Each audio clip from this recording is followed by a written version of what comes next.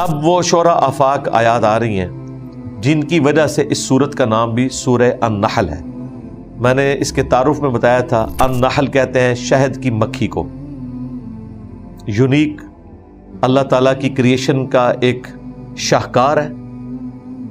یہ آپ کو ان ڈیپتھ سمجھنا ہے تو جائیں نیشنل جغرافک چینل کے اوپر، ڈسکوری کے اوپر، تو آپ کو بتائیں گے کہ یہ اللہ تعالیٰ نے کیا مخلوق بنائی ہے.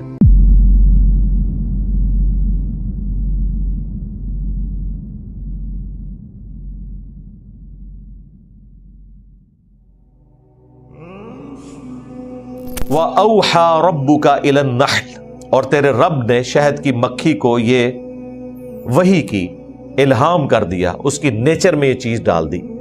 یہ وہ والی وحی نہیں ہے جو انبیاء کی طرف آتی ہے، نہ یہ وہ والی وحی ہے جو خواب کی شکل میں انسانوں کے پاس آتی. یہاں وحی سے مراد ہے اس کی جبلت، اس کی نیچر، اس کی انسٹنکٹ میں یہ بات ڈالتی ہے.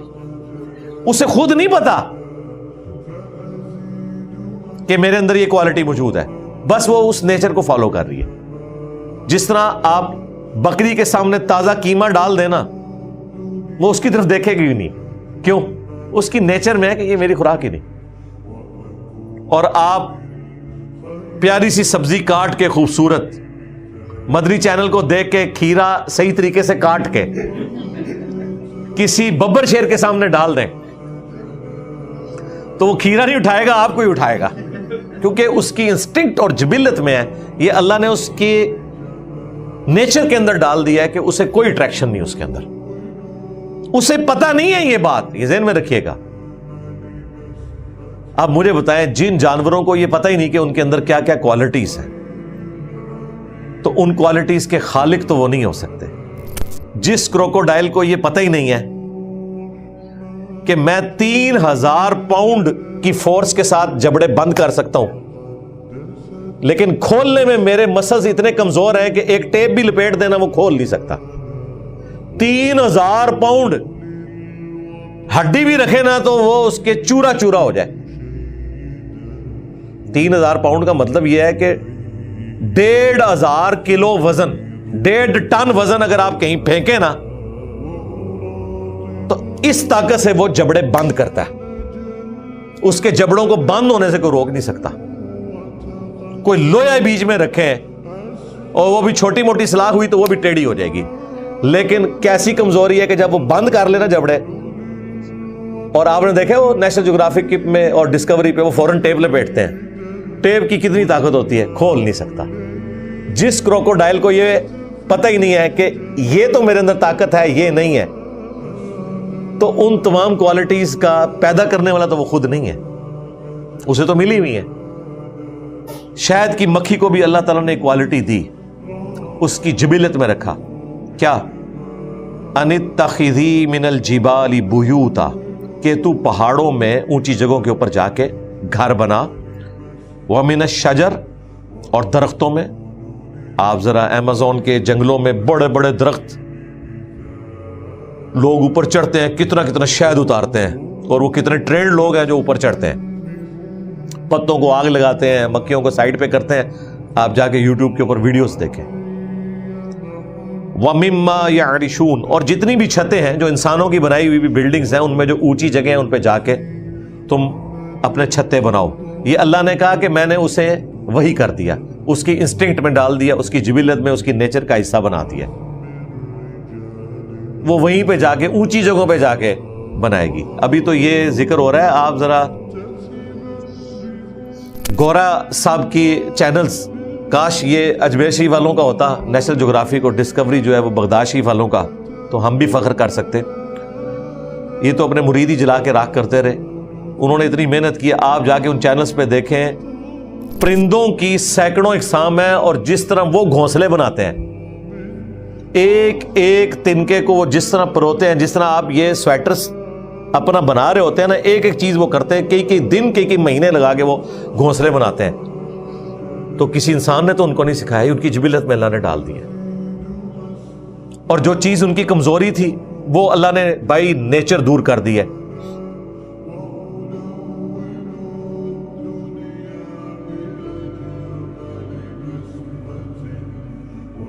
کپڑے ان کو ایسے دیے ہیں کہ دھونے کی ضرورت ہی نہیں، پر جھڑیں گے نئے اگائیں گے، وہ بھی ضرورت ہوگی تو۔ چند ایک جانور ہیں جو اپنی کھال اتارتے ہیں اور انہیں نہیں پتا کہ وہ کھال کیوں اتار رہے ہیں، نہ اتارنے کا انہیں پتا ہے نہ نہیں آنے کا پتا ہے، بس اللہ نے بنا دیا۔ اور انسان دیکھے اسے اپنے کپڑے بار بار دھونے پڑتے ہیں، سلوانے پڑتے ہیں۔ جانوروں کو اللہ نے ایک ہی کھال دے دی ہوئی ہے۔ آپ نارتھ پول کے اوپر جو اتنے بڑے بڑے ریچھ ہیں ان کی کھال دیکھیں، وہاں پہ وہ زندہ ہیں۔ ٹائیگرز بھی ہیں وہاں پہ، سائبیریا کے اندر ٹائیگرز ہیں۔ اور پینگوئن آپ دیکھیں، جو اس کا میل پینگوئن ہے نا 4 مہینے تک انڈا لے کے کھڑا رہتا ہے۔ وہاں پہ مادہ نہیں، مادہ انڈا دیتی ہے اس کے پاؤں کے اوپر، اور پاؤں کے اوپر والی سائڈ پہ لے کے وہ کھڑا ہو جاتا ہے، پیٹ اپنا سال لگا لیتا ہے۔ اس دوران برف باری ہوتی ہے، موسم بدلتے ہیں، وہ انڈا نیچے نہیں لگنے دیتا، وہ گرمائش اس کو ملتی رہتی ہے۔ اور پھر مادہ اس دوران سمندروں میں جاتی ہے، وہ اتنی موٹی تازہ ہو کے آ جاتی ہے، اور وہ ان 4 مہینوں میں کھاتا پیتا بھی کچھ نہیں ہے، اس کے جسم کے اندر جو فیٹس ہیں وہ استعمال ہوتی رہتی ہیں۔ اب مجھے بتائیں، اسے پتا ہے کہ میرے اندر یہ کوالٹیز ہے؟ اللہ نے کوالٹیز دی ہے۔ پھر وہ مادہ آتی ہے، وہ کئی ایک اس نے چھوٹی چھوٹی مچھلیاں منہ میں رکھی ہوتی ہیں، وہ چوزا پیدا ہوتا ہے اس کے منہ میں ڈالتی ہیں، پھر وہ جو اس کا میل ہے وہ چلا جاتا ہے، پھر وہ آگے اس کو لے کے چلتی ہے۔ اس طریقے سے اللہ تعالیٰ نے کیا کچھ کر دیا۔ تو اللہ تعالیٰ فرما رہا ہے کہ ہم نے ان کی انسٹنکٹ میں ڈالا ہے شہد کی مکھی کی۔ ثم کلی من کل الثمرات، پھر ہر قسم کے پھلوں سے کھا،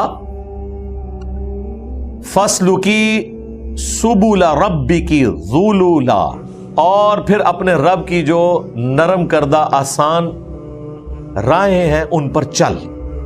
اب قرآن تو اتنا ہی بتائے گا نا، اس زمانے میں تو لوگوں کو اتنی سمجھ تھی نا، زیادہ سائنس پڑھانی تو ان پہ ظلم ڈھانے والی بات تھی نا۔ آج آپ کو سائنس بتا رہی ہے کہ یہ راستوں پہ چلتی ہیں، رب کے بنائے ہوئے راستوں پر آسانی سے چل۔ شہد کی مکھی کئی کلومیٹرز کا سفر روزانہ کرتی ہے، ایک قطرہ بنانے کے لیے ہزاروں پھولوں کا رس چوستی ہے، اور پھر وہ انہی راستوں پہ واپس آتی ہے۔ بائی نیچر اسے پتا ہے کہ وہ کس راستے سے آئی تھی، اسی کو فالو کرتے ہوئے واپس پہنچ جاتی ہے۔ پھر شہد کی مکھیوں کی ایک ملکہ ہوتی ہے۔ اب یہ پورے کا پورا ایک نظام ہے جو چل رہا ہے، اور اسے دیکھیں یہ پتا ہے کہ میں نے پھولوں کا رس چوسنا ہے اور اس کے بعد کہاں پہ آ کے شہد انڈیلنا ہے۔ اگرچہ انسانوں نے اسے بھی دھوکہ دیا ہے اور یہ جو فارم ہاؤس بنا لی ہیں، وہیں سے اٹھ کے وہ بھی اب سست مزاج ہو گئی ہیں، بجائے وہ پھولوں کے پاس جانے کے وہ وہیں سے گڑ چوس لیتی ہیں، اور پھر اسی قسم کا شہد بنے گا نا۔ انسان نے تو اپنا بھی بیڑا غرق کیا ہے اور نیچر کا بھی بیڑا غرق کر دیا ہے، ایکو سسٹم کو تباہ کر دیا ہے۔ اور حالت یہ ہے کہ اس وقت آج کی ڈیٹ میں بھی اگر آپ کو 7-8 ہزار روپے کلو بھی خالص اگر چھوٹی مکھی کا شہد مل جائے تو یہ اللہ کی نعمت ہے۔ یہ آپ کو جو شہد دے رہے ہیں وہ تو اس قسم کے شہد ہیں، ویسے وہ اس پہ جو لکھا ہوتا ہے نا کہ خالص ہے، ہوتا خالص ہے، لیکن گڑ کا بنا ہوا خالص، پھولوں کا رس نہیں چوسا ہوا۔ یہ والا جو شہد ہے نا جس کے اندر اس لیول کی شفا ہے، وہ تو یہ والا ہے، وہ آگے آ بھی جائے گا۔ یخرج من بطونها شراب مختلف الوانہ، اس کے پیٹ سے ایک پینے کی چیز نکلتی ہے مختلف رنگوں میں، فیہ شفاء للناس، جس کے اندر لوگوں کے لیے شفا ہے، شہد۔ آپ ذرا ان مکھیوں کا چھتا دیکھیں، بہت بڑے بڑے چھتے بھی ہوتے ہیں، ہر ایک اس میں جو سوراخ ہے وہ ہیگزاگنل ہوتا ہے، یعنی 6 اس کے بنے ہوتے ہیں، اور وہ آپٹیمل ہے۔ سائنٹسٹ کہتے ہیں یہ آپٹیمل ہے چھتے کے لیے، اس کی مضبوطی کے پوائنٹ آف ویو سے۔ اب یہ شہد کی مکھی کو کس نے سکھا دیا ہے کہ 4 کونے نہیں بنانے، 6 بنانے ہیں؟ 3 بھی بنا سکتی تھی، 8 بھی بنا سکتی تھی، گول بھی بنا سکتی تھی۔ یہ اس کی نیچر میں اللہ نے ڈال دیا۔ پھر آپ تازہ شہد اگر واقعی اوریجنل آپ کو مل جائے. یہ صرف ہمارے پولیٹیشنز کو میسر ہوتا ہے یا ریاستی اداروں کے لوگوں کو یا پیروں فقیروں کو جن کے لیے بڑی محنت سے لوگ لے کے جاتے ہیں. تو میں نے ایک دفعہ ہمارے جیلم کے ایک پیر صاحب تھے, تو انہیں گفٹ میں کشمیر سے نا کافی زیادہ شہد آیا تھا, کوئی ایک ٹب کے برابر. میں نے زندگی میں ویسا کبھی شہد استعمال نہیں کیا, تو وہ تھوڑا سا استعمال کیا, اس کا کلر بھی لائٹ یلو تھا. تو وہ میں نے ٹیسٹ اپنے دماغ میں سیو ایسا کیا ہوا ہے کہ میں اندازہ لگا لیتا ہوں ٹیسٹ کے ذریعے کہ یہ خالص ہے یا نہیں ہے. ہو سکتا ہے غلط بھی اندازہ, کیونکہ ہر شہد کا ٹیسٹ تھوڑا سا فرق بھی ہو سکتا ہے, لیکن ایک سٹینڈرڈ, جیسے جو لوگ دودھ فریکوینٹلی پیتے ہیں نا, انہیں پی کے اندازہ ہو جاتا ہے کہ یہ دودھ خالص ہے یا نہیں ہے. اس دن مجھے واقعی احساس ہوا تھا جتنا پاکستان کی کھجور اور مکہ مدینے کی کھجور میں فرق ہے نا, اتنا ہی جو شہد مارکیٹ میں بکتا ہے اور جو خالص شہد ہوتا ہے نا, وہ فرق ہے. ٹیسٹ کا بھی, وہ انسان کا یقین کریں اس کو چھوڑنے کو دل نہیں کرتا, پیتا جائے. چاہے آپ اس کا شربت بنا کے پئیں, ڈائریکٹ پئیں, اسے آپ روٹی پہ ڈال کے کھا لیں, سالن کے طور پہ یوز کریں, کسی بھی طریقے سے. اگلے زمانوں میں تو لوگ یہی کرتے تھے نا. اور آپ کو پتا ہے خالص شہد سینکڑوں سال تک بھی پڑا رہے خراب نہیں ہوگا, کیونکہ اس کے اندر ایسڈ ہوتا ہے, تیزاب. یہ اللہ نے نیچرل اس کو یعنی ایسا بنایا کہ وہ خراب نہیں ہوتا, کیونکہ لوگوں نے جب سفر میں جانا ہوتا تھا تو پھر شہد کو ساتھ رکھتے تھے. اگر سالن ہوگا تو خراب ہو جائے گا. اچار بھی خراب نہیں ہوتا, کیوں؟ وہ سرسوں کے تیل میں ڈالا جاتا ہے یا سرکے میں ڈالا جاتا ہے, اس کے اندر کوئی بیکٹیریا زندہ رہ ہی نہیں سکتا. ویسے تو سب سے بہترین جو پریزرویٹو ہے نا, وہ تو الکوہل ہے, جس کے اندر آپ کی ہومیوپیتھک کی ادویات سٹور کی جاتی ہیں. اسی لیے آپ دیکھیں ہومیوپیتھک کی جو ادویات ہیں ان پہ ایکسپائری کی ڈیٹ نہیں لکھی ہوتی. کیوں نہیں لکھی ہوتی؟ وہ ایکسپائر ہوتی نہیں. ہاں, الکوہل میں ایک چیز آپ ڈال دیں, 10,000 سال بعد بھی نکالیں گے وہ اسی طریقے سے ہوگی, خراب نہیں ہوگی. اس کے قریب قریب کوئی چیز ہے تو یہ آپ کا سرسوں کا تیل ہے. شہد کر یہ تو میڈیم ایک مہنگا ہو جائے گا, لیکن یہ خراب نہیں ہوتا. یہ اللہ تعالیٰ نے اس میں کوالٹی رکھی ہے. اللہ کو پتا تھا لوگ سفر پہ جائیں گے, ان کے لیے ہر وقت ایک سالن اویلیبل ہونا چاہیے کہ وہ کسی بھی وقت اس کو استعمال کر سکتے ہیں. انرجی کی انرجی, سالن کا سالن. ویسے تو آپ گوشت کو بھی سٹور کر سکتے ہیں دھوپ میں خشک کر کے. فروٹس بھی ہیں جنہیں آپ, اگلے زمانوں میں تو ظاہر برف والا معاملہ نہیں ہوتا تھا, تو کھجور کو خشک کر کے چھوارا بنا کے سٹور کر لیا جاتا تھا. گوشت کی باریک سی لیئرز اتار کے, آج بھی ہمارے جیلم شہر میں جو ایسے لوگ ہیں نا پرانے زمانے سے جنہوں نے یہ طریقہ سیکھا ہے, تو وہ قربانی کے گوشت کو نا تاروں پہ لٹکا کے نا خشک کر رہے ہوتے ہیں. وہ ایک بار خشک کر لیں, پورا سال استعمال کریں, کوئی اس پہ بیکٹیریا نہیں آئے گا. جب آپ نے پکانا ہے اس کو آپ ہنڈیے میں ڈالیں گے, وہ پھر تازے کا تازہ ہو جائے گا. تو اگلے زمانوں میں اس طرح چیزیں سٹور ہوتی تھی, کیونکہ برف تو نہیں ہوتی تھی. یہ برف کا کنسیپٹ تو آیا ہے آپ سمجھ لیں 20ویں صدی کے اندر, اور اس طریقے سے برف کو بنانا لوگوں نے سیکھ لیا, اس کی سٹوریج سیکھ لی, ورنہ تو انسان کے لیے بڑی پرابلم ہو جاتی تھی. کئی بزرگوں کے پول کھل جانے تھے. آج بھی یہ کئی پیر حضرات ہیں نا جن کی 3 دن تک وہ باڈیز رکھتے ہیں, اور رکھواتے ہیں کدھر ہیں؟ عیدی والوں کے پاس. آپ کو کہتے ہیں محمد کے غلاموں کا کفن میلا نہیں ہوتا, تو ان کو فریجوں میں کیوں رکھواتے ہو؟ باہر رکھو نا. جولائی کی گرمی میں آپ لاش باہر رکھیں تو 3 دن کیا, دوسرے دن ہی آپ کو پتا چل جائے گا. ہاں, سائبیریا کے آپ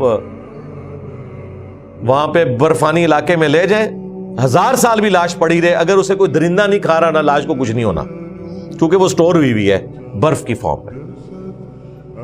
تو اللہ تعالیٰ ہمارا اس شہد میں شفا ہے لوگوں کے لیے. اور شفا کس لیول کی ہے؟ بخاری میں حدیث ہے 3 چیزوں میں شفا ہے. نمبر 1 شہد, نمبر 2 کپنگ کروانا, ہجامہ جو پچنے لگوانا, وہ خون نکالا جاتا ہے, اور نمبر 3 داغ دینا. زخم کا خون اگر نہ رک رہا ہو تو گرم کر کے لوہے کی کوئی چیز لگائی جاتی تھی. آج کل الیکٹرک شاک کے ذریعے وہ داغ دیے جاتے ہیں. اب تو ایون جو بائی پاس کے آپریشن ہو رہے ہیں ان میں بھی ایکسٹرا خون نہیں لگتا. اتنی سائنس نے ترقی کر لی ہے, خون ضائع نہیں ہوتا. ورنہ پہلے جس کا بائی پاس ہوتا تھا نا 14-15 بوتلیں ارینج کرنی پڑتی تھی. اب بھی اگر کروائیں حفظ ما تقدم کرواتے ہیں, ادروائز یوز کوئی نہیں ہوتی. میرے اپنے جو سسر ہیں ان کا آپریشن 2002-3 میں ہوا ہے، ارینج کروائی تھی اس زمانے میں، لیکن استعمال کوئی نہیں ہوئی، اتنی سائنس ترقی کر گئی۔ لیکن اگلے زمانوں میں بہت بڑی نعمت تھی۔ مسلم شریف میں حدیث ہے، نبی الاسلام کے ایک صحابی کا خون نہیں رک رہا تھا تو آپ نے اپنے مبارک ہاتھوں سے اسے داغ دیا۔ لیکن بخاری کی اس حدیث میں ہے کہ شہد میں شفا ہے، کپنگ میں ہے اور داغ دینے میں ہے، لیکن میں اپنی امت کو داغ دینے سے منع کرتا ہوں۔ یہ منع کرنا حرام کے درجے میں نہیں ہے، یعنی پریفریبل نہیں ہے، کیونکہ مسلم شریف میں یہ ہے کہ نبی الاسلام نے صحابی کا جب خون نہیں رک رہا تھا اسے داغ دیا۔ تو اس سے یہ چیز بھی پتہ چلی کہ جب آپ کو بیماری کا کوئی علاج کرنا پڑتا ہے اس وقت روٹین سے ہٹ کے شرعی احکام ہوتے ہیں۔ پھر وہ بخاری کی مشہور حدیث، ایک صحابی تھے، ان کا پیٹ لوز ہو گیا، نبی الاسلام کے پاس ان کا بھائی آیا، فرمایا اسے شہد دو، اور لوز ہو گیا، کہا شہد دو، اللہ کا قرآن سچا ہے، تیرے بھائی کا پیٹ جھوٹا ہے، اور اس کو موشن لگے۔ تیسری بار جب ہوا تو وہ بالکل ٹھیک ہو گیا، شفا موجود ہے۔ وہ تو مسلم میں حدیث ہے، اللہ نے کوئی ایسی بیماری نہیں آسمان سے نازل کی جس کی کوئی شفا نہ ہو، جس کی کوئی دوائی نہ ہو۔ جب وہ دوا اس مرض کے موافق ہو جاتی ہے تو اللہ کے اذن سے شفا ہو جاتی ہے، لیکن علاج کروانا ضروری ہے۔ ابو داؤد ترمذی میں حدیث ہے، صحابہ کرام نے حضور سے پوچھا یا رسول اللہ جب ہم بیمار ہوتے ہیں تو علاج کروایا کرے، آپ نے میں ضرور علاج کرواؤ، اللہ نے کوئی بیماری موت کے سوا ایسی نہیں بنائی کہ جس کا علاج نہ ہو۔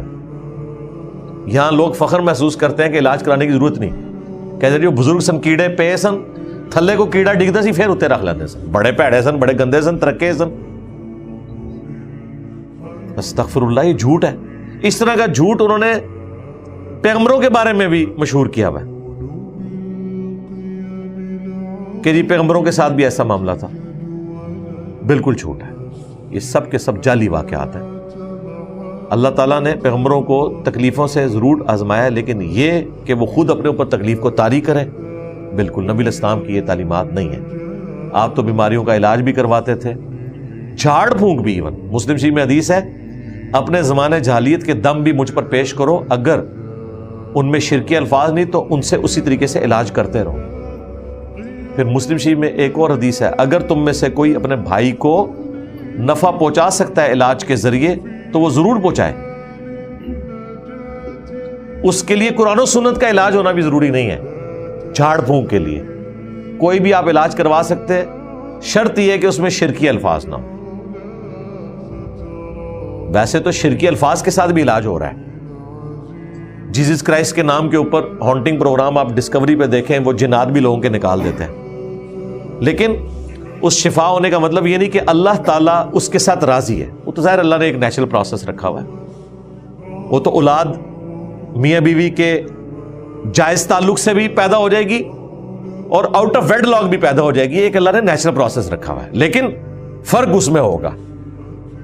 یہ جو فزیکل فینومینا آف نیچر ہے، جو اللہ تعالیٰ نے قانون قدرت رکھے ہیں، وہ اپنی جگہ اسٹیبلش ہے، وہ اس طریقے سے چلتے ہیں، اس کی بنیاد کے اوپر کسی چیز کا حلال ہونا ثابت نہیں ہو جاتا۔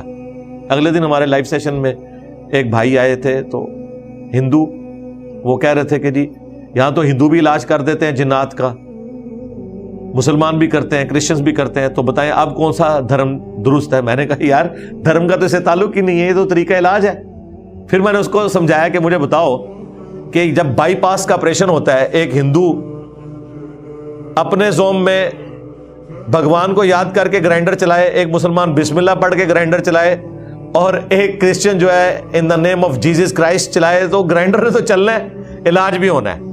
ہاں، توجہ یہ ہونی چاہیے کہ وہ علاج صحیح کرے۔ تو یہ طریقہ علاج ہے، اس لیے ہمیں منع کر دیا گیا کہ شرکیہ علاج آپ نے نہیں کرانا، ورنہ یہ بھی ہو سکتا تھا۔ نبی علیہ السلام فرماتے ہیں کہ جو شرکیہ علاج ہے ان میں شفا ہی کوئی نہیں ہے، یہ کہیں نہیں ملے گا آپ کو، ہمیں منع کر دیا گیا۔ اس میں شفا ہونا اللہ کی طرف سے آزمائش ہے ہمارے لیے، تاکہ جو ضعیف الاعتقاد لوگ ہیں، جو شیطان کے اعلیٰ کار بننے والے لوگ ہیں، ان کے لیے آزمائش بنے، اور ٹھیک ہے پیغمبر کا راستہ چھوڑ کے تو جہنم کا راستہ وہ اختیار کریں۔ ٹیسٹ تو اللہ نے دنیا میں رکھا ہوا ہے، اللہ نے تو دیکھنا ہے کہ یہ چیز دکھاؤں گا یہ اس طرف جاتا ہے۔ انا ہدیناہ السبیل اما شاکرا و اما کفورا، ہم نے ہدایت کا راستہ واضح کر دیا ہے. چاہو تو شکر گزاری کی روش اختیار کرو، خواہ ناشکری کی. تو یہ بڑے بڑے جو طریقہ علاج ہیں، جھاڑ پھونک کا علاج صدیوں سے چل رہا ہے، سرجری کا علاج صدیوں سے چل رہا ہے. آج تک جھاڑ پھونک کے ذریعے کوئی خطرہ نہیں کر سکا، کسی کی ہڈی نہیں جوڑ سکا. کیوں؟ وہ ایک نیچرل چیز ہے، وہ آپ نے سرجری کے ذریعے اس کو مینج کرنا ہے، کیورنگ اس کا پیریڈ ہے، وہ اس طریقے سے ہوگا. اس طرح ہربل علاج ہے تیسرا. چوتھا جو ہے وہ آپ کا عام میڈیکل، جسے آپ ایلوپیتھک کہتے ہیں. پانچواں ہومیوپیتھک ہے. یہ بڑے بڑے علاج ہیں جو چل رہے ہیں. اس کے علاوہ بھی چائنا میں تو مختلف قسم کے علاج ہو رہے ہیں اور کئی چیزیں انہوں نے ایوالو کر لی ہوئی ہیں، لیکن پوری دنیا میں یہ 5 بڑے علاج ہیں جو چل رہے ہیں اور شفا مل رہی ہے لوگوں کو. لیکن ڈاکٹر کے ذریعے اس طریقے سے شفا کا ملنا اس ڈاکٹر کے عقیدے کو جسٹیفائی نہیں کرے گا. نہ یہ ہوگا کہ ٹنڈولکر مندر میں جائے اور 100 مارے تو ہندوازم ٹھیک ہو جائے گا. پھر پاکستان کی کرکٹ کی ٹیم کی جو حالت ہے اس سے تو اسلام پھر مشکوک ہی ہو جائے گا.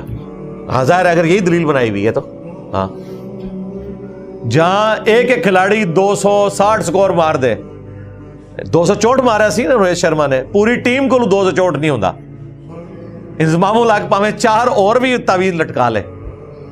ٹھیک ہے، تو اس طرح نہیں ہوتا بھائی. ان چیزوں سے کوئی تعلق نہیں ہے. ریلیجن کو الگ رکھیں، کسی شخص کی صلاحیتوں کو الگ رکھیں، اور نہ اس کی بنیاد پہ دعوت دی جا سکتی ہے. مثلا اب جہانگیر خان نے انسانی ہسٹری میں ایک ورلڈ ریکارڈ بنایا ہے. 555 میچوں میں وہ ان بیٹن رہا ہے کنٹینیوس اپنی زندگی میں.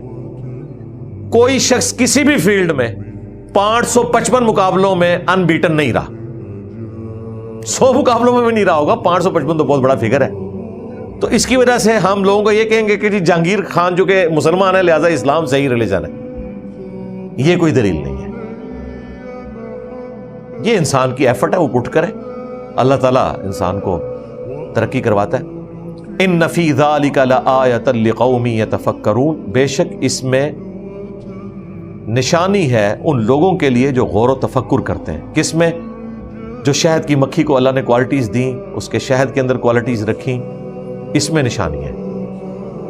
اب مجھے بتائیں، اس طریقے سے اگر ہمارے بڑوں کو خدا کا تعارف کروایا جاتا جو قرآن میں اللہ نے کروایا ہے، تو ان کو کبھی وہم بھی نہ آتا کہ عبد القادر جیلانی بھی کچھ کر سکتے ہیں.